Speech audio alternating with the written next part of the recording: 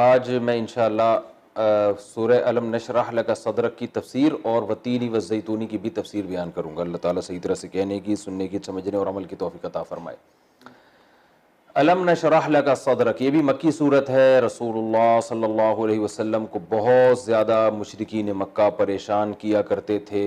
تو جیسے والضحیٰ واللیل اذا سجا میں اللہ نے اپنی نعمتیں بیان کی کہ اللہ نے آپ کو تنہا نہیں چھوڑا ہے، اللہ نے آپ کا پہلے بھی خیال کیا، اب بھی اللہ آپ کا خیال کرے گا۔ آپ یتیم تھے، اللہ نے آپ کی یتیمی دور کر دی، اور اللہ نے آپ کو مالدار بنا دیا۔ ایک اشکال ہوتا ہے کہ نبی تو آخر وقت تک غریب رہے ہیں، ٹھیک ہے نا، تو مالدار کہاں سے رہے؟ وہ تو گھر میں چولہا نہیں جلتا تھا، تو وہ اللہ نے بنا دیا تھا۔ پھر آپ نے خود اختیاری طور پر آپ صلی اللہ علیہ وسلم نے غربت کو پسند کیا ہے۔ یعنی ایک غربت تو ہوتی ہے نا کہ آپ چاہتے ہیں رزق کی فراوانی ہو لیکن پھر بھی نہیں ہو پا رہی، اور ایک غربت ہوتی ہے اللہ نے رزق دیا مگر آپ سارا صدقہ و خیرات کر کے سب کچھ خرچ کر دیتے ہیں۔ تو نبی صلی اللہ علیہ وسلم کو اللہ نے مال بہت دیا تھا لیکن آپ رکھتے نہیں تھے، تو سارا صبح ہے تو صبح ہی سارا خرچ کر دیا، اور رات کو پھر کھانے کے لیے کچھ نہیں ہوتا تھا۔ تو یہ غربت آپ کی اختیاری تھی، یعنی اپنی مرضی سے تھی۔ تو اللہ نے آپ صلی اللہ علیہ وسلم کو تسلی دی ہے اور فرمایا کہ آپ پر اللہ کی بہت نعمتیں، ان میں ایک نعمت کیا ہے؟ الم نشرح لک صدرک، کیا ہم نے آپ کے لیے آپ کے سینے کو نہیں کھول دیا؟ تو سینہ کھولنا یہ کنایا ہوتا ہے علم اور حلم سے۔ علم کہتے ہیں نالج کو، حلم کہتے ہیں برداشت، بردباری۔ تو مطلب یہ ہے کہ اے نبی، کیا ہم نے آپ کو بہت زیادہ علم اور بردباری، برداشت کی قوت نہیں دی؟ سینہ کھول کہتے ہیں نا، اس کا تو سینہ کھل گیا ہے بھائی۔ تو سینہ کھلا یعنی علم بھر گیا اس سینے کے اندر۔ دیکھیں، ایک ہوتا ہے سینے کا تنگ ہونا، آدمی کنفیوز ہو کہ میں نے کرنا کیا ہے، تو سینہ فیصلہ کرنے میں آسانی نہیں ہوتی، تنگ ہو رہا تھا، پتہ نہیں یہ صحیح ہے، پتہ نہیں وہ صحیح ہے، پتہ نہیں یہ غلط ہے، وہ غلط ہے، کیا ایک اس کو کہتے ہیں سینے کا گھٹنا۔ جب دو انسان میں پیدا ہوتی ہیں تو سینہ گھٹتا نہیں ہے۔ ایک علم سے اس کو راستے کا پتہ چل جاتا ہے، تو ہم کہتے ہیں بھائی اس کا تو سینہ کھل گیا ہے، یعنی اس کو پتہ چل گیا ہے کہ صحیح کیا ہے اور غلط کیا۔ اور دوسرا قوت برداشت، جن میں برداشت نہیں ہوتی وہ بھی گھٹتے رہتے ہیں ہر وقت، کیونکہ ساری دنیا میں ہر کچھ صحیح تو نہیں ہو رہا ہوتا نا۔ تو برداشت جب انسان میں پیدا ہوتی ہے تو بھی سینہ گھٹنا بند کر دیتا ہے، بلکہ سینہ اس کا کھل جاتا ہے۔ تو اللہ نے فرمایا کہ اے نبی، ہم نے آپ کے سینے کو علم اور حلم، اور بردباری کو کہتے ہیں، علم اور حلم کے لیے ہم نے آپ کے سینے کو کھول دیا۔ یہ اللہ کی توفیق ہے، تو یہ اللہ کا آپ پر احسان ہے۔ الم نشرح لک صدرک ووضعنا عنک وزرک، اور ہم نے آپ سے آپ کے بوجھ کو دور کر دیا۔ الذی انقض ظہرک، وہ بوجھ جس نے آپ کی کمر توڑ دی تھی۔ کوئی شخص بہت زیادہ بوجھ کمر پہ اٹھا کے جا رہا ہو تو کمر ٹوٹنے کا خطرہ ہوتا ہے، تو کوئی شخص احسان کرے اور وہ بوجھ اٹھا کے نیچے رکھ دے تو کتنا اس پر احسان ہوگا نا۔ تو اللہ نے فرمایا کہ اے نبی، ہم نے بھی آپ کے اوپر ایک بوجھ رکھا ہوا تھا کمر پہ، جس سے آپ کی کمر ٹوٹ رہی تھی، وہ بوجھ ہم نے ہٹا دیا۔ وہ بوجھ کیا ہے؟ اس کے بارے میں مفسرین کہتے ہیں کہ نبی صلی اللہ علیہ وسلم پر جب وحی نازل ہونا شروع ہوئی ہے تو آپ اللہ کا خوف کا غلبہ ہوا آپ کے اوپر، بہت زیادہ خوف زدہ ہوئے کہ قیامت کے دن تو مجھ سے بھی حساب ہوگا، عام لوگوں سے تو بعد میں ہوگا، مجھ سے تو اللہ پہلے پوچھے گا۔ تو پھر آپ پر خوف کا اتنا غلبہ ہوا کہ نبی سے گناہ تو صادر ہو نہیں سکتا، تو بعض دفعہ نبی سے ایسے کام ہوتے ہیں کہ بہتر یہ تھا مگر کر وہ لیا۔ بعض دفعہ ایک ایسا کام کیا جس کا نتیجہ صحیح نہیں نکلا، ٹھیک ہے نا، حکمت اور مصلحت کے خلاف کام تو نبی سے بھی ہو سکتا ہے نا، بشر ہے وہ۔ تو نبی صلی اللہ علیہ وسلم کو یہ ڈر لگا رہتا تھا کہ مجھ سے ان چیزوں کے بارے میں بھی سوال ہوگا اور میں کہیں ایسا نہ ہو کہ مجھ سے غلطی ہو جائے۔ تو اس پہ اللہ نے آپ کو یہ تسلی دی، اور بعد میں یہ تسلی قرآن کی آیات کا حصہ بھی بن گئی۔ وہ ہے نا سورہ فتح جب نازل ہوئی تھی نا بعد میں، تو ما لیغفر اللہ ما تقدم من ذنبک وما تاخر، کہ اللہ نے آپ کے آنے والے گناہوں کو بھی معاف کر دیا اور جو ماضی کے ہیں وہ بھی معاف۔ تو گناہ سے یہاں مراد گناہ نہیں ہے، بلکہ وہ چیز جس کو نبی اپنے حق میں گناہ سمجھتے تھے۔ نبی کوئی ایسا کام جو بہتر نہ ہو نا، اس کو بھی یہ سمجھتے تھے کہ یہ کیا ہے؟ گناہ ہے، یعنی میری شان کے لائق نہیں ہے۔ تو یہاں بھی تسلی دی گئی ہے کہ ہم نے آپ سے آپ کے بوجھ کو اتار دیا، یعنی آپ سے کوئی کام ایسا ہو جاتا ہے جو بہتر نہیں تھا تو اس سے آپ سے اس کے بارے میں سوال نہیں ہوگا، اللہ نے پہلے معاف کر دیا، کیونکہ اتنی بڑی ذمہ داری نبی کی لگائی گئی ہے۔ اور آپ نے تو جہنم کو ایسے جانتے تھے جیسے اپنی آنکھوں سے دیکھا ہو، جنت کو بھی اپنی آنکھوں سے دیکھا۔ تو کتنا خوف کا غلبہ ہوگا آپ صلی اللہ علیہ وسلم کے اوپر. تو اللہ نے فرمایا کہ آپ ڈرے نہیں, آپ سے مواخذہ نہیں ہوگا, یعنی جو خلاف اولا کام آپ سے ہو جاتے ہیں وہ اللہ نے پہلے معاف کر دیے ہیں, کیونکہ ویسے ہی اتنا خوف ہے آپ کے اوپر, تو اگر یہ والا بھی خوف آئے گا تو تبلیغ کیسے کریں گے پھر. تو وضعنا عنک وزرک, اے نبی کیا ہم نے آپ سے آپ کے بوجھ کو دور نہیں کر دیا, الذی انقض ظہرک, وہ بوجھ جس نے آپ کی کمر توڑ دی تھی. یعنی خلاصہ کیا نکلا کہ جو کام آپ سے خلاف اولا ہوگا, بہتر نہیں ہوگا, وہ کام اگر ہو بھی جائے تو اللہ آپ سے قیامت میں حساب بہرحال نہیں لے گا. الذی انقض ظہرک ورفعنا لک ذکرک, پھر اللہ تسلی دے رہے ہیں ہم نے آپ کے لیے آپ کے ذکر کو بھی بلند کر دیا. یہ بھی ایک دنیا کی نعمت اللہ نے آپ کو دی ہے کہ آپ کا تذکرہ بلند ہے. تو کسی پیغمبر کا تذکرہ اللہ نے اتنا بلند نہیں کیا جتنا نبی صلی اللہ علیہ وسلم کا. وہ بلند کیسے کیا کہ بہت سی جگہوں پر اللہ نے اپنے نام کے ساتھ نبی صلی اللہ علیہ وسلم کا نام لگا دیا. جیسے جب اذان دی جاتی ہے اشہدو ان لا الہ الا اللہ, تو اس میں ساتھ میں اشہدو ان محمد رسول اللہ. اب نبی صلی اللہ علیہ وسلم کو دنیا میں بھیجا گیا اس لیے کہ تاکہ اللہ کا تعارف کروائیں نا وہ, اور اللہ کو انٹروڈیوس کروائیں, اللہ کی عبادت پہ لوگوں کو لے کر آئیں. تو اس کا تقاضا تو یہ تھا کہ صرف اللہ کا نام ہی بلند لیا جاتا. بھائی سفیر تو آ کے صرف جس ملک کا سفیر ہے اس کا انٹروڈکشن کرواتا ہے نا, تو اس کے تعارف کے لیے بھیجا جاتا ہے. لیکن اللہ نے پیغمبر صلی اللہ علیہ وسلم کو اپنے تعارف کے لیے بھیجا اور بتایا کہ اذانوں میں میرا نام لیا جائے گا, تحیات میں میرا نام لیا جائے گا. لیکن اللہ نے یہ بتا دیا کہ جہاں میرا نام لیا جائے گا تو آپ کا نام بھی میں ساتھ لگانے کا حکم دے رہا ہوں. تو دیکھیں سب سے زیادہ اللہ کا نام اذان میں لیا جاتا ہے. پوری دنیا میں 5 ٹائم اذانیں ہوتی ہیں اور لاکھوں کروڑوں اذانیں ہوتی ہیں اور صدیوں سے ہو رہی ہیں.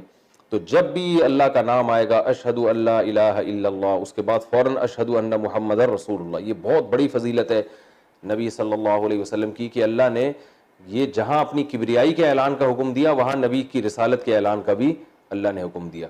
اسی طرح جب ہم تحیات پڑھتے ہیں تحیات للہ والصلوات والطیبات السلام علیکہ ایھا النبی. اب دیکھیں نماز خالصتاً اللہ کی عبادت ہے, اللہ کے لیے پڑھی جاتی ہے, لیکن اللہ نے اس اپنی عبادت میں بھی حکم دیا کہ میری عبادت کرتے ہوئے نبی پہ سلام پڑھو. تو یہ بھی اللہ نے آپ کے نام کا تذکرہ بلند کر دیا. یہ 2 مثالیں دی ہیں میں نے, ورنہ تو جتنے نعت یا کلام پڑھے جا رہے ہیں قیامت تک کسی شخص کی, یعنی پوری دنیا میں کسی شخص کی اتنی تعریف نہیں ہوئی ہے جتنی محمد صلی اللہ علیہ وسلم کی, اللہ کے بعد جتنی رسول اللہ صلی اللہ علیہ وسلم کی تعریفیں کی جاتی ہیں. آپ کی سیرت پر اتنی کتابیں لکھی گئیں. درود شریف کتنے لوگ سارا دن پڑھتے ہیں بیٹھ کے, نماز میں درود شریف پڑھتے ہیں. تو اللہ نے فرمایا وَرَفَعْنَا لَكَ ذِكْرَكَ, ہم نے آپ کے لیے آپ کے ذکر کو بلند کر دیا. اور جب یہ صورت نازل ہوئی تو اس وقت تو آپ کا نام لینے والا کوئی بھی نہیں تھا. الم نشرح لک صدرک, یہ تو مکہ میں نازل ہوئی ہے نا, جب مسلمان کمزور تھے, چند لوگ ہی تھے جو آپ کا نام لیتے تھے. تو لیکن اللہ نے فرمایا ہم نے آپ کا ذکر بلند کر دیا ہے, یعنی یہ اس کے نتیجہ ظاہر ہونے والا ہے. آپ دیکھیں گے پوری دنیا آپ کا نام لے گی. تو یہ تسلی دی جا رہی ہے نبی صلی اللہ علیہ وسلم کو. وَرَفَعْنَا لَكَ ذِكْرَكَ, اور فَإِنَّ مَعَ, یہی ہے نا, فَإِنَّ مَعَ, ایک تو دوبارہ پڑھتا ہوں, الم نشرح لک صدرک ووضعنا عنک وزرک الذی انقض ظہرک ورفعنا لک ذکرک فإن مع العسر یسرا. اب اللہ فرماتے ہیں پس مع العسر, اس جو تنگی ہے نا, العسر, العسر کہتے ہیں الف لام جب لگتا ہے نا تو کوئی اسپیسیفک چیز بن جاتی ہے. جیسے لیبارٹری, تو کوئی بھی لیبارٹری ہوتی ہے, دی لیبارٹری ایک مخصوص لیبارٹری, ٹھیک ہے نا. بک, کوئی بھی بک, دی بک جو ہے نا, یہ جس کا تذکرہ چل رہا ہے پہلے. تو العسر, اللہ فرماتے ہیں یہ جو تنگی ہے نا آپ کی, جس میں آپ جو ٹینشن میں ہے, فَإِنَّ مَعَ الْعُسْرِ, اس تنگی کے ساتھ یسرن, ایک آسانی بھی ہے. یعنی اس کے بعد انشاءاللہ اللہ آپ کو سکون اور آسانی والی زندگی دے دے گا. جیسے کہ یہ ہوا ہجرت کی تو پھر کچھ سکون ہوا, پھر وہاں بھی جو پریشانیاں تھیں تو پھر فتح مکہ کے بعد کچھ سکون ملا. تو آپ کو جو اس پریشانی میں آپ مبتلا ہیں اس پہ آپ پریشان نہ ہو, کیونکہ فَإِنَّ مَعَ الْعُسْرِ یسرا. پھر اللہ نے دوبارہ اس بات کا تکرار کیا, ان مع العسر یسرا, آپ غمزدہ نہ ہو, تنگی کے ساتھ آسانی بھی ہے. تو یہ تسلی کے لیے 2 دفعہ اس جملے کو ریپیٹ کیا گیا. آگے اللہ فرماتے ہیں فَإِذَا فَرَغْتَ فَانْصَبْ, پریشانی کیوں آ رہی ہے؟ تبلیغ کی وجہ سے. دن بھر آپ جو تبلیغ کر رہے ہیں نا, تو اللہ فرما رہے ہیں کہ جب آپ فارغ ہو جائیں, یعنی دن بھر کی تبلیغ سے فارغ ہو جائیں, فَانْصَبْ, تو تھکیں. پھر کیا مطلب؟ عبادت میں تھکیں, تاکہ اللہ سے آپ کا تعلق کیا ہو جائے؟ بہت مضبوط ہو جائے, کیونکہ دن بھر جو تبلیغ ہو رہی ہے اس پہ ظاہر ہے دنیا کا اجر تو مل نہیں رہا, کوئی پیسے تو مل نہیں رہے, بلکہ لوگوں کی طرف سے مخالفت ہی ہو رہی ہے. تو جس کو خوش کرنے کے لیے تبلیغ کر رہے ہیں اس سے تعلق جب مضبوط ہوگا تو تبلیغ آپ کے لیے آسان. تو اس تعلق کو مضبوط کرنے کے لیے جب تبلیغ سے آپ فارغ ہوں گے تو فن سب آپ نے تھکنا ہے. کیا مطلب؟ عبادت میں, جیسا کہ آگے آ رہا ہے وَإِلَىٰ رَبِّكَ, اور اپنے رب کی طرف فرغب راغب ہونا ہے, یعنی براہ راست اللہ کی عبادت کرنی ہے. تبلیغ بھی اللہ کی عبادت ہے لیکن براہ راست نہیں ہے. تو جب آپ فارغ ہو جائیں گے دن بھر کی تھکاوٹ سے, تبلیغ کے کاموں سے, تو رات کو آپ نے اب تھکنا ہے, اور کس چیز میں تھکنا ہے آگے بتا دے, اپنے رب کی طرف راغب ہونا ہے, یعنی عبادت کرنی ہے. تو یہ تو اس صورت کی مختصر تفسیر تھی, اور اس میں نبی اس کا خلاصہ کیا نکلا؟ اللہ نے اپنے حبیب صلی اللہ علیہ وسلم پر جو احسانات تھے وہ بیان کیے. پہلا احسان بیان کیا کہ ہم نے آپ کو علم بھی دیا اور آپ کو برداشت کی قوت بھی ہم نے عطا کی ہے. اور نمبر 2, آپ کے جو اگلی پچھلی خطائیں ہیں اللہ نے معاف کر دی ہیں, اور یہ جو آپ کے سینے پر ایک کمر پہ ایک بوجھ تھا نا آخرت کا, کہ احتساب کا خوف تھا, تو یہ اللہ نے دور کر دیا. اور ایک پھر اللہ آپ کو تسلی دے رہا ہے کہ جو تنگیوں میں آپ اس وقت ہیں اس کے بعد آسانی ہے. دوبارہ اللہ فرماتے ہیں اس کے بعد آسانی ہے. اب اللہ تعالیٰ اپنے انعامات کے شکر کے طور پر اور ان مشکلات کو آسان کرنے کا ایک نسخہ بیان کر رہے ہیں. وہ کیا ہے؟ کہ رات میں آپ نے اپنے آپ کو عبادت میں تھکانا ہے. تو یہ ان نعمتوں کا شکر بھی ہوگا کہ جو نعمتیں اللہ نے آپ کو دی ہیں, جن کا پیچھے تذکرہ ہو گیا, ان کا شکر یہ کہ آپ نے عبادت زیادہ کرنی ہے دوسروں سے, اور اس سے آپ کو موٹیویشن بھی ملے گی, حوصلہ بھی ملے گا, کیونکہ جتنا اللہ کی آپ براہ راست عبادت کریں گے اللہ سے تعلق اور زیادہ مضبوط ہوگا. تو جتنا تعلق مضبوط ہوگا, دن بھر اللہ کے احکام کو فالو کر رہا تبلیغ کے معاملے میں, وہ آپ کے لیے آسان, اور لوگوں کی طرف سے جو تکلیفیں پہنچ رہی ہیں ان کو برداشت کرنا آسان ہو جائے گا. کیونکہ جب محبت زیادہ ہوتی ہے عبادت کرنے سے تو محبوب کے لیے تکلیفیں برداشت کرنا کیا ہوتا ہے؟ آسان ہوتا ہے. تو یہ اس صورت کا خلاصہ ہے, اور یہی وجہ ہے کہ نبی صلی اللہ علیہ وسلم پھر بہت زیادہ عبادت کیا کرتے تھے رات کو. تو امی عائشہ رضی اللہ تعالیٰ عنہ نے فرمایا یا رسول اللہ, کہ اللہ نے جب آپ کی اگلی پچھلی سب خطاؤں کو معاف کر دیا ہے, آپ کے بوجھ کو اللہ نے دور کر دیا, اگلی پچھلی خطاؤں کو معاف کر دیا, تو پھر آپ کو اتنی عبادت کی کیا ضرورت ہے؟ تو آپ صلی اللہ علیہ وسلم نے فرمایا افلا اکون عبدا شکورا, تو کیا میں اللہ کا شکر گزار نہ بنوں؟ یعنی جب اللہ نے مجھ پر یہ احسان کر دیے, میری اگلی پچھلی ساری خطائیں معاف کر دی ہیں, تو اس کا یہ مطلب تو نہیں ہے کہ میں پھر پوری رات آرام کروں, مجھے تو لوگوں سے زیادہ عبادت کرنی ہے بطور شکر کے. تو یہ وہی شکر ہے جس کا اللہ نے سورہ الم نشرح میں نبی کو حکم دیا کہ جب اللہ نے یہ احسانات آپ پر کیے ہیں تو آپ کو بھی چاہیے کہ آپ اللہ کی طرف راغب ہو جائیں اور اپنے آپ کو عبادت میں تھکائیں. تو آپ صلی اللہ علیہ وسلم اتنا تھکاتے تھے, عائشہ رضی اللہ تعالیٰ عنہ فرماتی ہیں کہ کھڑے کھڑے نماز میں جب رات کو نماز پڑھتے نا آپ کے پاؤں سوج جایا کرتے تھے. عبداللہ بن مسعود رضی اللہ تعالیٰ عنہ کی حدیث ہے, یہ چھوٹے بچے تھے تو نبی کے ساتھ گھر میں چلے جایا کرتے تھے.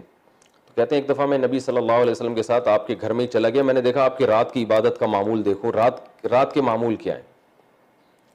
تو فرماتے ہیں کہ نبی کے ساتھ ہی سو گئے اسی کمرے میں. تو فرمایا کہ نبی صلی اللہ علیہ وسلم رات کو اٹھے, پانی کا چھپٹا یعنی پانی کا چھیٹا مارا آنکھوں پہ, وضو نہیں کیا کیونکہ نبی کا وضو سونے سے ٹوٹتا نہیں ہے. تو کہتے ہیں اس کے بعد آپ صلی اللہ علیہ وسلم نماز کی نیت کے لیے کھڑے ہو گئے. عبداللہ بن مسعود فرماتے ہیں میں بھی بچہ تھا, میں بھی کھڑا ہو گیا, تو لیفٹ سائڈ پہ کھڑے ہو گئے نا یہ. تو نبی نے جو ہے نا کان سے پکڑ کے سیدھے ہاتھ پہ لے آئے, نماز میں ایسے کان سے پکڑا تو ایسے سیدھے ہاتھ پہ کھڑا کر دیا, یہ بتانے کے لیے کہ مقتدی سیدھے ہاتھ پہ کھڑا ہوتا ہے.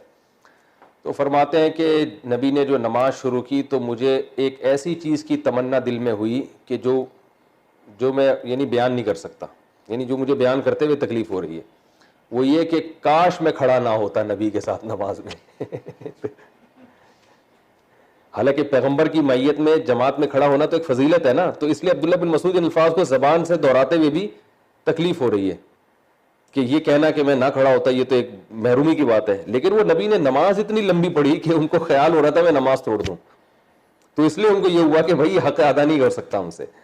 تو فرماتے ہیں کہ رسول اللہ صلی اللہ علیہ وسلم نے قیام میں سورہ بقرہ پڑھی پہلی رکعت میں, سورہ بقرہ کے پھر آل عمران اور سورہ نساء, یہ تینوں اتنی لمبی صورتیں پڑھی ہیں, اور اس میں جہاں جہنم کی آیات آتی وہاں پر روتے, اور بہت یعنی تسلی کے ساتھ. فرماتے ہیں کہ پھر لمبی صورت پڑھنے، یعنی آج بھی ختم قرآن ہوتا ہے تراویح میں، بڑی لمبی لمبی صورتیں پڑھتے ہیں، لیکن وہ اسپیڈ کتنی ہوتی ہے اور نہ وہ جذبات ہوتے ہیں. کہتے ہیں پھر نبی صلی اللہ علیہ وسلم نے جب رکوع کیا ہے فکان رکوعہ نحوا من قیامہ، تو اتنا لمبا رکوع تھا جتنا لمبا قیام. فجعل یقول سبحان ربی العظیم، اور اس میں آپ نے یہ کہنا شروع کیا سبحان ربی العظیم. بس پورے رکوع میں سبحان ربی العظیم سبحان، اور کتنا لمبا رکوع جتنا لمبا قیام. پھر قومے میں گئے، پھر سجدے میں گئے تو فکان سجودہ نحوا من رکوعہ، جتنا لمبا رکوع تھا اتنا لمبا سجدہ. فجعل یقول، اور اس سجدے میں یہ کہنا شروع کیا سبحان ربی الاعلی، سبحان ربی الاعلی کہنا شروع کیا، مسلسل یہی کہتے رہے. تو اس طرح سے آپ صلی اللہ علیہ وسلم تہجد پڑھتے تھے اور آپ کے پاؤں. تو یہ اسی صورت، یہ کیونکہ ابتدا میں یہ نازل ہوئی ہے نا یہ ساری صورتیں 30ویں پارے کی، بالکل قرآن کی ابتدائی صورتیں ہیں یہ ہیں سب سے آخر میں مگر نازل پہلے ہوئی ہیں. تو فَإِذَا فَرَغْتَ فَانْصَبْ، اللہ نے فرمایا آپ جب فارغ ہوں تو اپنے آپ کو تھکائیں. تو یہ وہ عمل قرآن کی آیتوں پر عمل ہے کہ پاؤں سوج جایا کرتے تھے آپ صلی اللہ علیہ وسلم کے، ورم آ جایا کرتا تھا، اس میں اتنا لمبا قیام کرتے تھے آپ صلی اللہ علیہ وسلم. تو اس صورت میں ہمیں اسباق کیا ملتے ہیں؟ ایک سبق تو یہ ملتا ہے کہ اللہ کی نعمتوں میں سب سے بڑی نعمت کیا ہے کہ آپ کے سینے میں علم آ جائے اور برداشت بھی آ جائے. آج بعض لوگوں کے پاس علم تو ہے، برداشت نہیں ہے، جذباتی بہت ہو جاتے ہیں. تبھی آپ دیکھ لیں بعض جذباتی علماء کے فتوے دیکھیں کیسے جذباتی ہوتے ہیں، سوچتے نہیں کہ اس کا انجام کیا ہوگا اس فتوے کا. ابھی جو حکومت پاکستان نے شیعوں کو اجازت دی نا جلوس نکالنے کی، اس پہ بعض علماء نے کہا کہ اب ہم لاک ڈاؤن کی تمام پابندیوں کو ختم کرتے ہیں، مسجدوں میں کراؤڈ ہوگا، کیونکہ جب شیعوں کی اجازت ملی ہے تو ہمیں کیوں اجازت نہیں مل رہی. وہ یہ نہیں دیکھ رہے کہ لاک ڈاؤن یا کراؤڈ پہ جو پابندی ہے نا، اگر ہم پابندی ختم کر دیتے ہیں اور مسجدوں میں رش کرتے ہیں تو حکومت کا نقصان نہیں ہے، نقصان کس کا ہے؟ ہمارا ہے. تو آپ کسی قوم سے انتقام لینے کا ایسا طریقہ جس میں خود ہمیں نقصان ہونا شروع ہو جائے، یہ کون سا طریقہ ہوا؟ آپ خود سوچیں نا. یہ تو عقل مندی کی بات نہ ہوئی کہ حکومت نے نااہلی کا ثبوت دیا کہ لاک ڈاؤن میں ایک مخصوص طبقے کو جلوس نکالنے کی اجازت دی، حکومت نے غلط کیا نا، تو اس غلطی کی سزا ہم نمازیوں کو دیں. بھائی کراؤڈ اگر ہوگا مسجدوں میں اس طرح دوبارہ ہجوم ہوگا اور وبا بھی پھیلی ہوئی ہے تو وہ وبا تو پھر ملٹی پلائی ہونا شروع ہو جائے گی، جیسے کہ ہوا ایران میں. دیکھیں کیا ہوا ہے مذہبی اجتماعات میں، کس قدر تیزی سے وبا پھیلی ہے. تو علم بھی بڑی نعمت ہے، لیکن علم کے ساتھ بردباری، ٹھہراؤ طبیعت میں اور قوت فیصلہ کے تمام پہلوؤں سے غور کر کے انسان فیصلہ کرے، یہ بہت بڑی نعمت ہے. علم اگر ہو اور آپ میں تحمل نہیں ہے، سوچتے نہیں، مشورے نہیں لیتے، بہت جب بھی کوئی فتویٰ دیتے ہیں آپ، اب جیسے ارطغرل ڈرامے کے بارے میں آپ دیکھ لیں نا، علماء کے فتاویٰ تو آ گئے حرام ہے، ناجائز ہے، یہ ہے. اب کیا ہو رہا ہے، ہمارا سیکولر طبقہ کورٹ میں وہ فتاویٰ لے کے جا رہا ہے عدالت میں کہ دیکھو سب علماء اس کو ناجائز کہہ رہے ہیں، اس پہ پابندی لگاؤ. تو کیا ہے، حالانکہ علماء تو ان ڈراموں کو زیادہ ناجائز کہتے ہیں جو بہت زیادہ بے حیائی پھیلا رہے ہیں، لیکن سیکولر طبقہ کیا کر رہا ہے، علماء کے ارطغرل کے بارے میں جو دھڑا دھڑ فتوے آئے نا اس کو لے کے بنیاد بنا رہا ہے کہ اس ڈرامے پہ پابندی لگنی چاہیے. حالانکہ اس ڈرامے پہ پابندی لگنے سے سیکولر طبقے کو فائدہ ہوگا، مذہبی طبقے کو نقصان ہوگا. تو اب جن حضرات نے جذبات میں اس کو حرام، ناجائز اور سختی سے پابندی لگنی چاہیے، فتویٰ تو دے دیا، فتویٰ بذات خود ٹھیک ہے، لیکن اس فتوے کے جو انجام ہونے والا ہے، اس کے جو عواقب ہیں، اس تمام پہلوؤں سے اس پہ غور نہیں کیا گیا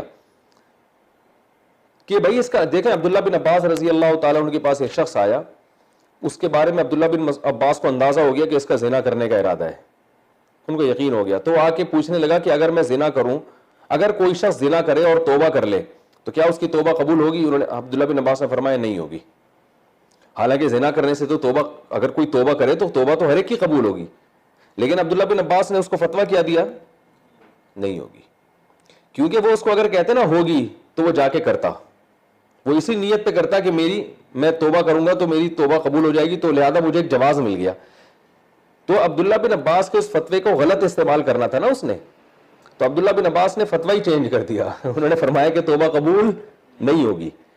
تو حالانکہ توبہ تو قبول ہوتی ہے. تو سوال پیدا ہوتا ہے کہ عبداللہ بن عباس نے غلط فتویٰ دیا؟ نہیں، غلط نہیں دیا. ایک فتویٰ یہ ہوتا ہے کہ توبہ تو بہرحال قبول ہے، ایک یہ ہوتا ہے کہ ان کو پتا تھا کہ تیری توبہ قبول نہیں ہوگی کیونکہ تیرا توبہ کا ارادہ ہے ہی نہیں. جس کا توبہ جو توبہ کرتا ہے نا اس کا تو یہ ہوتا ہے کہ ماضی پہ اس کو ندامت ہو.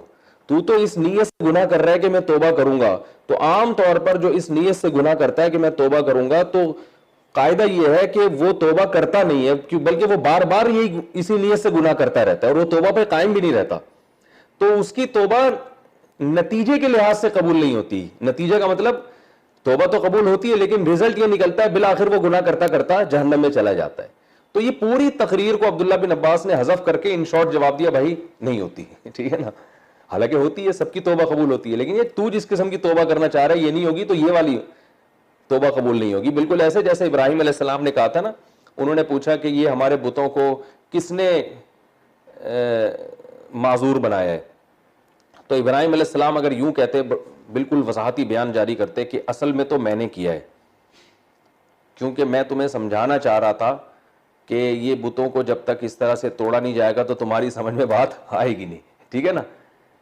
تو اتنی ڈیٹیل میں نہیں, انہوں نے سیاست سے کام لیا جو جائز سیاست ہے. لوگوں نے پوچھا ہمارے بتوں کو کس نے مارا ہے, تو ابراہیم علیہ السلام نے کہا یہ جو بڑا والا بت ہے نا اس نے مارا ہے, ٹھیک ہے. تو سب کو پتا تھا اس نے نہیں مارا, لیکن ابراہیم علیہ السلام نے کیا بولا, اس نے مارا ہے. تو ابراہیم علیہ السلام بھی جانتے تھے, یہ خود مانتے ہیں کہ یہ خود بولیں گے, لیکن میں کیوں بولوں, میں تو یہی بولوں گا, اس نے یہ خود اپنے منہ سے کہیں گے یہ نہیں کر سکتا, تو پھر میں وضاحتی بیان جاری کروں, وہ نہیں کر سکتا تو اس کو عبادت کیوں کرتے ہو جو اتنا بھی نہیں کر سکتا کہ کوئی لالا اٹھا کے وہاں تک جا سکے. تو ارطغرل ڈرامے کے بارے میں فتاوا تو بھرپور آ گئے ہیں کہ حرام ہے, ناجائز ہے.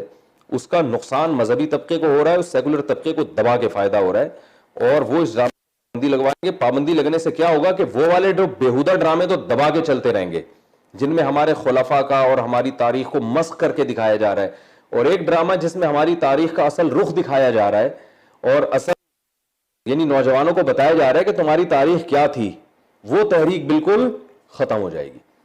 تو اس لیے ناجائز کو جائز تو نہیں کہہ سکتے, لیکن آپ نے یہ دیکھنا ہے کہ ابھی آپ کے ابھی کیوں فتویٰ لے رہے ہیں آپ سے, باقی ڈراموں کے بارے میں کیوں نہیں پوچھتے بھائی. ایک آدمی جو ہے نا مجھ سے پوچھنے لگا, ایک اہل حدیث تھے, کہ بغیر ولی کے عورت لڑکی نکاح کر سکتی ہے. میں نے کہا آپ مجھ سے کیوں پوچھ رہے ہیں, آپ تو اہل حدیث ہیں, اہل حدیث کے ہاں تو لڑکی ولی کی اجازت کے بغیر شادی نہیں کر سکتی. کہہ رہے میں صرف قرآن حدیث کو مانتا ہوں. میں نے کہا تو آج سے پہلے بھی اگر آپ مجھ سے پوچھتے نا پھر قرآن و حدیث, ہمیشہ ہر مسئلہ آپ اہل حدیث عالم سے پوچھتے رہے ہیں.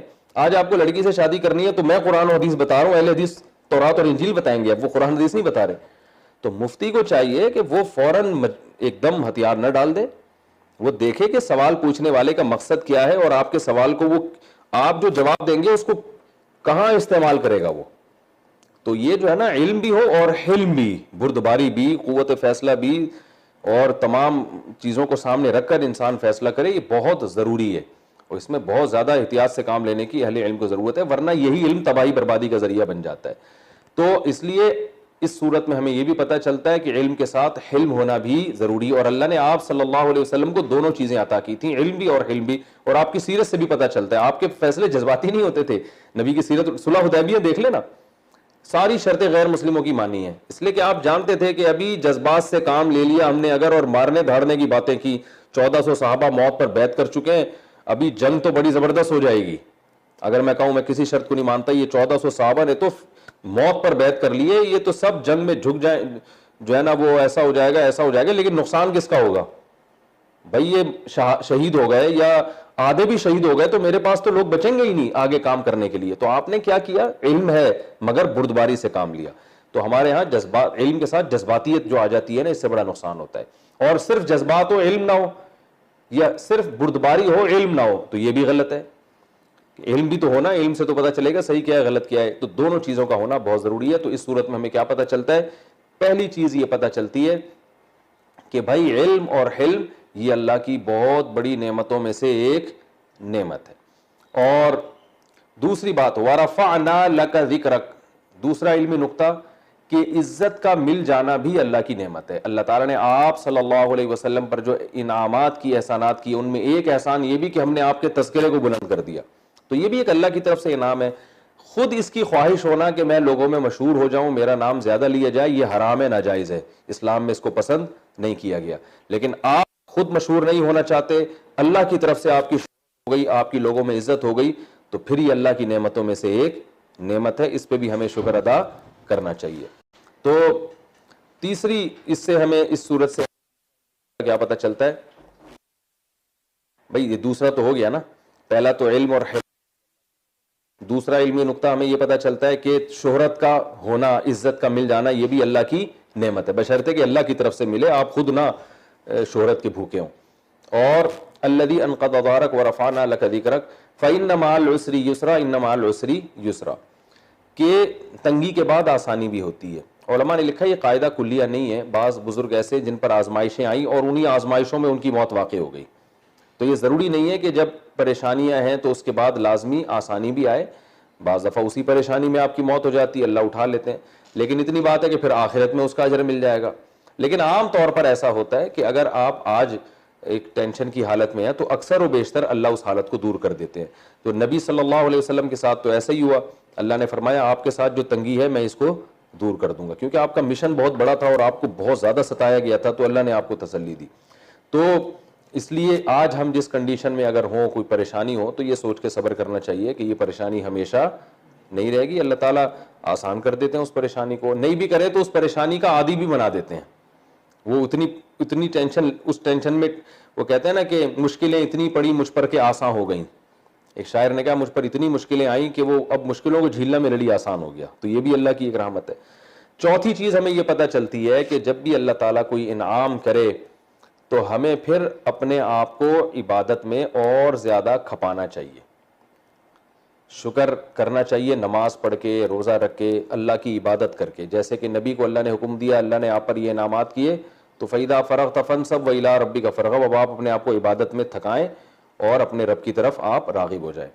یہ چار چیزیں ہو گئی. پانچویں چیز ہمیں یہ پتہ چلتی ہے کہ جو لوگ دین کی تبلیغ کر رہے ہیں ان کے لیے براہ راست اللہ کی عبادت کرنا, نماز پڑھنا, روزے رکھنا, اللہ کا ذکر کرنا اور رات کو اٹھنا, یہ ان کے لیے زیادہ امپورٹنٹ ہے بنسبت ان لوگوں کے لیے جو تبلیغ کا کام نہیں کر رہے. آج ہوتا یہ ہے کہ جو لوگ تبلیغ میں جڑے ہوئے ہیں, سارا دن ساری رات دین کی تبلیغ کر رہے ہیں, تو وہ یہ کہتے ہیں کہ بھائی ہمارے پاس تو نماز پڑھنے کا یعنی نوافل پڑھنے کا ٹائم نہیں ہے, کیونکہ ہم تو آلریڈی دین کے کام میں لگے ہوئے ہیں. تو بھائی بات یہ ہے کہ جب آپ دین کے کام میں لگتے ہیں نا, تو آپ کا لوگوں سے واسطہ ہوتا ہے. آپ کہیں پڑھا رہے ہیں, کہیں ٹیچ کر رہے ہیں, کوئی کتاب لکھ رہے ہیں, کوئی فتویٰ دے رہے ہیں, یا انٹرنیٹ پر آپ لوگوں کو کچھ سمجھا رہے ہیں. تو جب لوگوں کے ساتھ آپ کا رابطہ ہوگا تو یہ آٹومیٹیکلی اللہ سے رابطہ کمزور ہو جاتا ہے, اگرچہ آپ دین کی بات ہی کر رہے ہوں. ہم نے علماء سے سنا ہے کہ دین کی باتیں زیادہ کرنا بھی بعض دفعہ نقصان کا سبب بن جاتا ہے, بشرطے کہ یعنی اگر اللہ کی طرف توجہ آپ کی کم ہو. تو علماء کہتے ہیں یہ جو عبادت ہے نا خلوت میں, تنہائی میں, یہ آپ کی بیٹری کو چارج کرتی ہے. جیسے موبائل فون کے ذریعے آپ سارا دن لوگوں سے بات کرتے رہے, تو موبائل کا استعمال تو اچھا ہو جائے گا, لیکن بیٹری آہستہ آہستہ ڈاؤن ہوگی, تو اس کو چارج پہ لگانا پڑتا ہے, پھر وہ فل ہوگی, پھر آپ اس کو ڈسچارج کریں. تو انسان کی مثال بھی ایسی ہے کہ جو علماء, جو تبلیغ والے اور یہ جو لوگ بھی دین کا کام کر رہے ہیں, لوگوں کو دین کی دعوت دے رہے ہیں, ان کی بیٹری آہستہ آہستہ, وہ اللہ کی محبت لوگوں میں بانٹ رہے ہیں نا, تو جب خود ان کا اپنا سے اللہ سے تعلق کمزور ہونا شروع ہو جاتا ہے, تو اگر وہ تنہائی میں اٹھیں گے, اللہ کے سامنے روئیں گے, گڑ گڑائیں گے, عبادت کریں گے, تو وہاں اللہ کی محبت کے چشمے ان میں پیدا ہوں گے اور پھر وہ آگے ڈیلیور کریں گے اس کو. تو جو مبلغ ہے نا, ان کو خلوت میں عبادت کی ضرورت دوسروں سے زیادہ ہے. ہمارے شیخ مفتی رشید احمد صاحب رحمہ اللہ تعالیٰ اتنا خیال کیا کرتے تھے اس کا کہ حضرت کی اگر کبھی تلاوت میں ناغہ ہو جائے تو حضرت بیان کی چھٹی کر دیتے تھے, تلاوت کی چھٹی نہیں کرتے تھے. صحیح ہے نا, حضرت کہتے تھے آج تلاوت نہیں ہوئی ہے, تلاوت باقی ہے, تو آج بیان. حالانکہ لوگ آتے تھے دور دور سے بیان سننے, فرماتے تھے بس آپ کو نیت کا ثواب مل جائے گا, چھٹی. بعض دفعہ علمی تحقیقی مجلسیں ہوتی تھیں دارالعلوم کرنگی میں, حضرت مفتی تقی صاحب ہوتے تھے اس مجلس میں, بڑے بڑے علماء ہوتے تھے, تو وہ مجالس 12 گھنٹے 18 گھنٹے چلا کرتی تھیں, تو اس میں ٹائم ہی نہیں ملتا تھا عبادت کا. تو اس میں یہ ہوتا تھا کہ اب جیسے صبح سے لے کے دوپہر تک مجلس چلی ہے, درمیان میں تھوڑی دیر وقفہ ہوا, پھر کھانا کھا کے تھوڑی دیر آرام کیا, پھر میٹنگ شروع. تحقیقی مسائل ہوتے ہیں نا, تو اس میں 3 4 دن بہت زیادہ مصروفیت ہوتی تھی, اس میں ٹائم نہیں ملتا تھا تلاوت کا. تو پھر جب حضرت دارالفتہ آتے تو پھر حضرت بیان کی 2 4 دن چھٹی. کہا کہ یہ 3 دن جو میرا ناغہ ہوا ہے نا, اس میں اب جو عبادت کا ناغہ ہوا اور تلاوت کا ناغہ ہوا، پہلے اس کی کمی کو پورا کروں گا پھر بیان کروں گا. پھر حضرت مثال دیا کرتے تھے کہ کنویں سے اگر آپ پانی نکالیں تو اگر جلدی جلدی سارا پانی نکال لیں تو کیچڑ آنا شروع ہو جائے گا. تو کنویں سے جب پانی نکالا جاتا ہے تو تھوڑی دیر کے لیے اس کو چھوڑا جاتا ہے تاکہ جو پانی نکلا ہے نا وہ پہلے کور ہو جائے، صاف پانی آ جائے پھر نکلے. تو فرماتے تھے کہ جو اہل اللہ دین کی تبلیغ کا کام کر رہے ہیں، یہ اللہ کی جو انوار و معرفت ان کے دل پر اللہ کی طرف سے آ رہے ہیں، یہ پانی ہے جو لوگوں میں تقسیم کر رہے ہیں. تو خلوت میں تنہائی میں بیٹھ کے عبادت کریں گے تو یہ انوارات دوبارہ جذب ہوں گے اور پھر لوگوں میں تقسیم ہوں گے. اگر تنہائی میں عبادت اور دعائیں چھوڑ دیں تو پھر کیچڑ آنا شروع ہو جائے گا. یہ جو آج بہت سے لوگ یوٹیوب پہ بیٹھے ہوئے ہیں نا، قرآن حدیث کے نام پہ لوگوں کو ایک تباہی میں ڈال دیا انہوں نے. ان میں سب سے بڑا مسئلہ کیا، ان میں اللہ کا خوف نہیں ہے، اللہ کی محبت نہیں ہے. تو یہ تنہائی میں گڑ گڑانے والے نہیں ہیں. آپ دیکھیں حاجی عبد الوہاب صاحب کو، کوئی عالم تو نہیں تھے، وہ دین کا کتنا کام لیا اللہ سے انہوں نے، سوری اللہ نے ان سے. مجھے بھی کیچڑ آنا شروع ہو گیا ہے کتنا زیادہ اللہ نے ان سے دین کا کام لیا نا. حالانکہ عالم نہیں تھے، دنیا بڑے بڑے علماء ان پہ مرتے تھے، ان کے بیان سننے کے لیے دنیا بھر سے لوگ آتے تھے اور بیان کے الفاظ بھی سمجھ میں نہیں آ رہے ہوتے تھے. وہ کیا تھا، درد دل بانٹ رہے ہیں، بس درد دل. تو تنہائی میں اتنی عبادتیں ان لوگوں نے کی ہیں، ان بزرگوں نے اتنی عبادتیں کی ہیں کہ ان کی زبان سے دو لفظ سننے کے لیے لوگ پتہ نہیں کہاں کہاں سے آتے ہیں کہ یار. حالانکہ نہ کوئی علمی کوئی بڑا مقام، اگرچہ علمی ضروری ہے، بعض دفعہ ایسا ہوتا ہے کہ علم اگر نہ ہونا تو یہ عبادت سے بجائے فائدے کے الٹا نقصان ہوتا ہے کہ خود بھی عالم نہیں ہے اور علماء سے پڑھا بھی نہیں ہے، پھر وہ لوگوں میں بیان بھی شروع کر دیں تو اس کا نقصان یہ ہوتا ہے کہ وہ بیان پھر غلط بھی شروع ہو جاتا ہے نا. جب علم نہیں ہے تو جذبات غالب ہو جاتے ہیں. تو علم اور تنہائی کی خلوتوں کی عبادتیں، یہ دونوں بہت ضروری ہیں. جب نبی کے لیے ضروری ہیں تو ہم اور آپ کون ہیں بھائی. تو اس سے بھی پتہ چلتا ہے کہ جب رات کو ہمیں کچھ نہ کچھ، اور اس سے بھی پتہ چلتا ہے کہ اتنی عبادت رات کو تنہائی میں ضرور کرنی چاہیے جس سے تھکاوٹ تو محسوس ہو. چلیں وہ والی تھکاوٹ نہیں کہ نبی کے تو پاؤں سوج گئے، ورم آ گیا، اتنی نہ بھی ہو تو کچھ نہ کچھ تھکاوٹ ہونی چاہیے. اتنی عبادت. اور رات کی عبادت کیا ہے، نماز اور دعا. قرآن میں یہ دو ہی چیزوں کا تذکرہ ہے، نماز کا کہ یبیتون لربہم سجدا وقیاما، یہ راتوں کو نماز پڑھتے ہیں اور دعائیں مانگتے ہیں. وبالاسحار ہم یستغفرون. تو یہ دو، اس کی اہمیت بھی اس صورت سے ہمیں پتہ چلتی ہے. کتنا ٹائم باقی ہے بھائی؟ 8 منٹ، 7 منٹ باقی ہیں. اب سورہ والتین والزیتون انشاءاللہ 7 منٹ میں ہم کوشش کرتے ہیں ختم ہو جائے. اس کے بعد جو صورت ہے والتین والزیتون، اس کی ترجمہ اور گرامر تو میں نے پہلے بتا دی تھی. اب اس کی میں تفسیر بیان کرتا ہوں. اللہ تعالیٰ نے اس صورت میں 3 چیزوں کی قسم اٹھائی ہے، انجیر کی، زیتون کی اور مکہ کی. 3 قسمیں اٹھا کے اللہ نے فرمایا سب سے بہترین انداز میں ہم نے کس کو بنایا، انسان. اب ان 3 قسموں، قسم اور جواب قسم میں مناسبت کیا، میں نے بتایا تھا نا، قسم ہوتی ہے ایک جواب قسم یعنی دعویٰ. مناسبت یہ ہے کہ انجیر اور زیتون یہ مادی لحاظ سے سب سے بہتر خوراک ہے. انجیر اور زیتون، انجیر کے فضائل میڈیکل سائنس بھی بیان کرتی ہے، حکیم بھی بیان کرتے ہیں کہ انجیر طاقتور بہت ہے. بھائی خوراک کا بنیادی مقصد کیا ہوتا ہے، انرجی ملے، تو انجیر سے آپ کو انرجی بہت ملتی ہے. خوراک کا بنیادی مقصد ہوتا ہے کہ انرجی ملے، اور اچھی خوراک ہوتی ہے انرجی ملے مگر سائیڈ ایفیکٹ نہ ہو. انرجی تو مل رہی ہے، انرجی تو کرنٹ سے بھی ملتی ہے. ولید بھائی آپ ہاتھ دیں اور بٹن آن کر دیں، انرجی ہی انرجی ٹھیک ہے، بالکل سستی کاہلی مکمل کیا ہو جائے گی، دور. ٹھیک ہے نا، اتنی انرجی آ جائے گی آپ کے اندر. تو انرجی تو آپ کو اس سے بھی مل جاتی ہے. کولڈ ڈرنک جو آپ پیپسی پیتے ہیں نا، بہت فل آف انرجی ہے، یہ بہترین طاقت ہے اس میں، لیکن سائیڈ ایفیکٹ بہت زیادہ ہوتے ہیں. تو انجیر کیا کرتی ہے کہ طاقتور بہت ہے مگر سائیڈ ایفیکٹ نہیں ہے. یعنی وہ تو بہت زیادہ کوئی چیز کھائیں گے وہ تو ہر چیز ہی ہے نا، لیکن نارملی خون صاف ہو جاتا ہے اس سے، اور پیٹ کے بہت سارے امراض ختم ہوتے ہیں، پیٹ میں کیڑے وغیرہ ختم ہو جاتے ہیں، قبض ختم ہو جاتا ہے. طاقت کی چیزیں زیادہ تر قبض پیدا کرتی ہیں، تو صاف خون پیدا ہوتا ہے اس سے. یعنی ایک اچھی خوراکوں میں ایک نفیس خوراک سمجھی جاتی ہے. اس کے بعد ہے زیتون. دنیا میں جتنے بھی آئل ہیں ان میں سب سے بہترین آئل زیتون ہے. آپ کو یقین نہ آئے نا کہ انجیر اور زیتون سے کیا ہوتا ہے تو آپ شام جائیں. میں ترکی گیا ہوں, وہاں شامی بہت دیکھے میں نے, بے انتہا خوبصورت لوگ ہیں. تو ہم سوچتے تھے یہ اتنے خوبصورت کیوں ہیں, تو ان کی خوراک انجیر اور زیتون سے شروع ہوتی ہے اور انجیر اور زیتون پہ ختم ہوتی ہے. تو اس سے ان کی اسکن ہمیں پتہ چلتی ہے کہ ایسے شفاف ہو جاتا ہے, یعنی انجیر اور زیتون کھانے والے لوگ.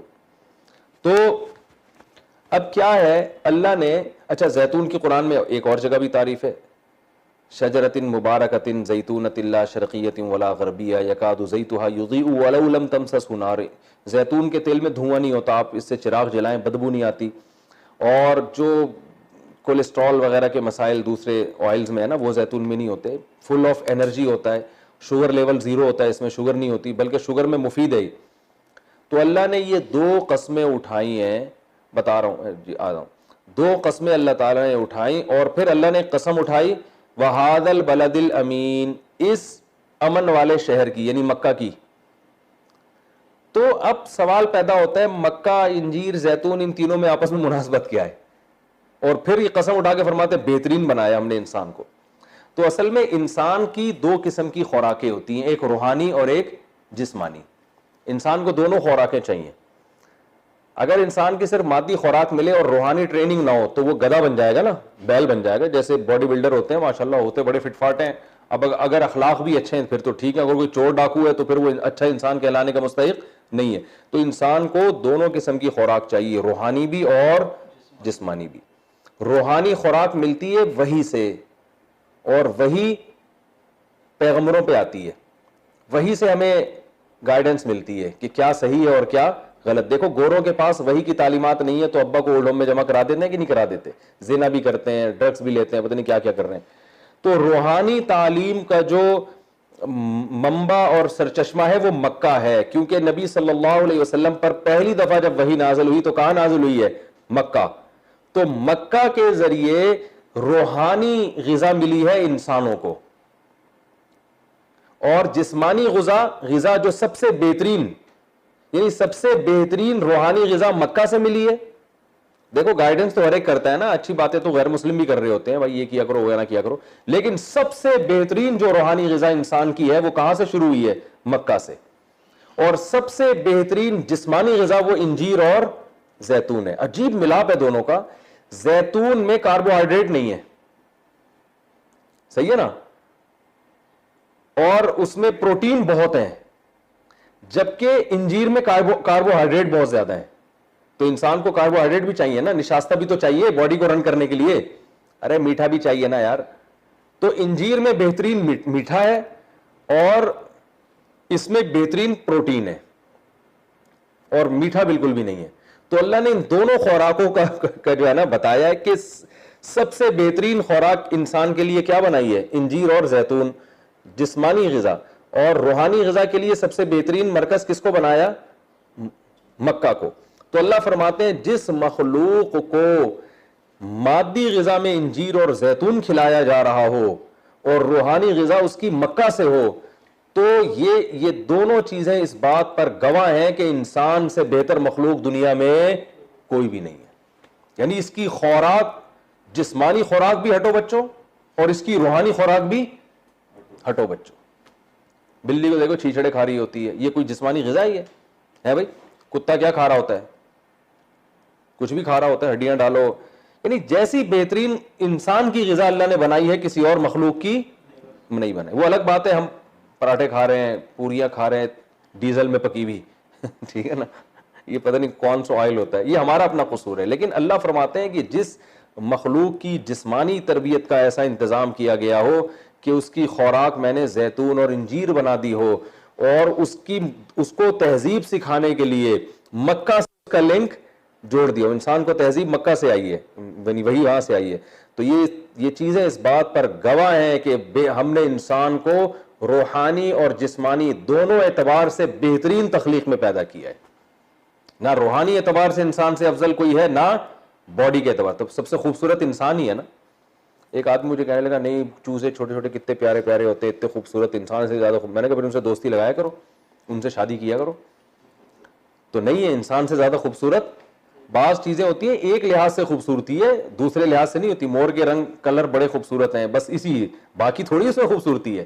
تو انسان کو جو اللہ نے حسن و جمال دیا ہے, اور اس کو جو اسکن دی ہے, اور اس کے جو آنکھیں اور پلکیں اور پورا چلنے کا نظام اور بولنے کا نظام, ایسا جمال اللہ نے دنیا میں کسی مخلوق میں پیدا نہیں کیا. اور جو تہذیب انسان کو دی ہے کہ قربانیاں دیتا ہے اللہ کے لیے, سچ بولتا ہے, اپنے ماں باپ کی خدمت کرتا ہے, یہ چیزیں جانوروں میں آپ کو نہیں ملیں گی. ایک ایک چیزیں ملیں گی من حیث یعنی مجموعی اعتبار سے جانوروں میں یہ تہذیب اتنی زیادہ نہیں ہوتی, انسانوں میں ہوتی ہے. ہر لحاظ سے کامل ہوتا ہے انسان.